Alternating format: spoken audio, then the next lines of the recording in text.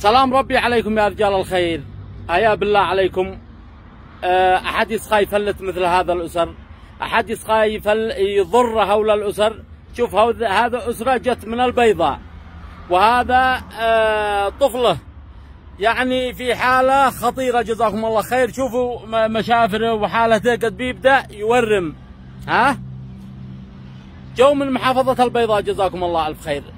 ابنهم قالوا فيها القلب، ساروا عند الدكتورة هالة الخرباش، فقررت لهم امسكي يا اختي، هذا والدة الطفل، قررت لهم كشافة تشخيصية قيمتها بحدود يمكن 180,000 التشخيصية، عشان إذا يحتاج دعامات ولا شيء يركبوا له، بعدها يحتاج له يمكن بحدود 4 مليون أو 3 مليون دعامات. أول شيء كشافة تشخيصية.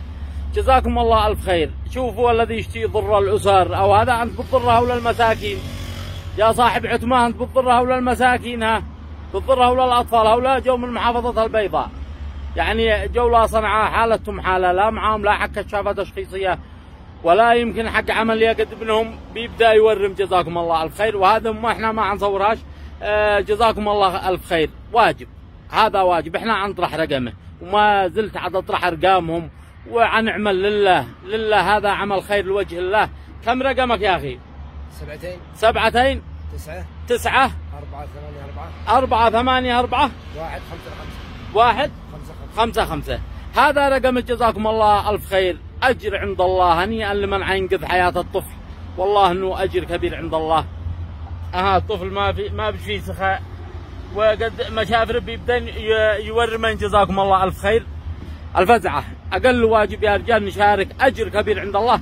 تواصلوا مع رأسا، وهذا هو من البيضاء.